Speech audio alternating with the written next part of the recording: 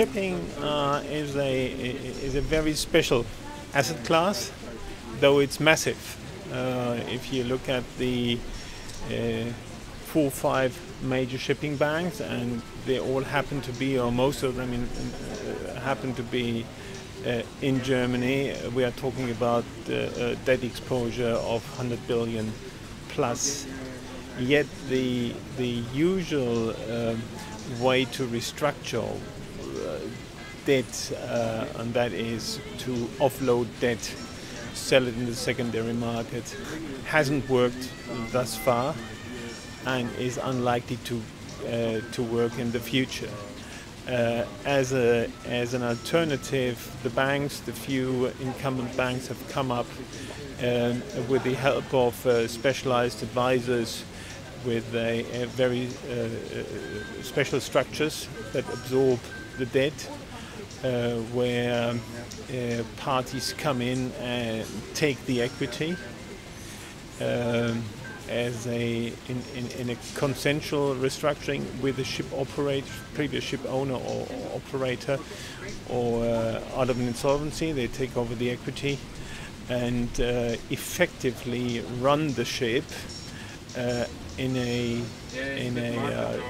trustee position, whereby they have formal ownership, observing all the consolidation laws. IFRS 10 is being particularly important, that the banks don't have to consolidate, that they don't exert control. All that is guaranteed with these structures. The foreign investors who come in and buy the debt for 20p in a pound or 50 or whatever it may be, hasn't worked and isn't working. At the same time, most of the US investors have come in, understanding the dynamics, and have invested in these structures, and we believe quite successfully.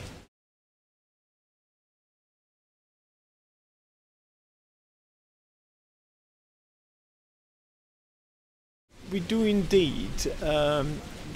This year, Germany has benefited, if from the advisory perspective, has benefited from a number of very large deals, public deals, Solar World, IBG, ATU, all going on or just completed or finished or in the process of being finished. We've seen the advent of a number of investors, mostly stemming from the US, that have bought into those situations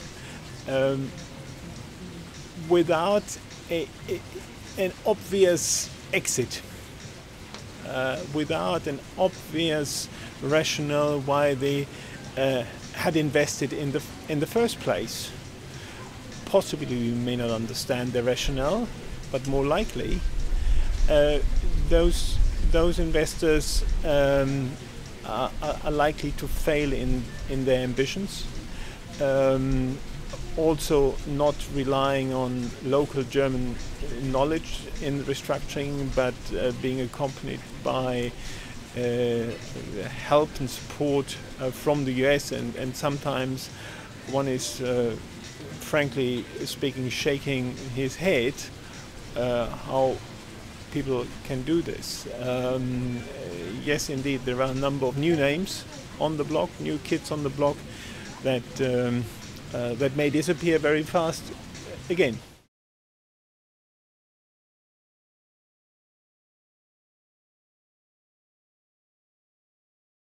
If you look at those situations I just mentioned, IBG, ATU, smaller ones, SIC Processing, Centrotherm, all of those have a common feature, and they have a bond or bonds in the capital structure. And in those cases, it is very important where the bond is domiciled, to which law it is subjected to. And that very much shapes the restructuring and the path it's going. If you look at the most recent, in fact it's only a few days old, restructuring is not yet completed, but it looks as if it will complete soon. If you look at Scholz had a fairly smallish bond, just under 200 million,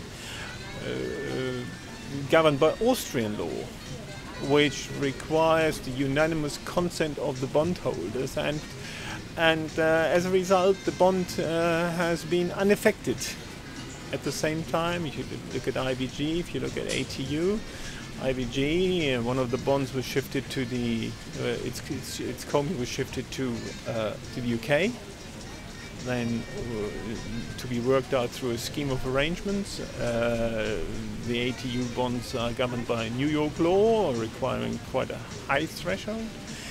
You can't generalize about bonds. You really have to look at the jurisdiction and how they can be cramped, the bondholders can be cramped down, and how the restructuring can be implemented. I would expect a number of bond situations coming up. The particular segment of the German Mittelstand bond, the M bond, is one that has in the past attracted many investors, predominantly retail investors, where it was simply a plaster to an unfinished restructuring, and that plaster is coming off, and those plasters will be coming off in the future.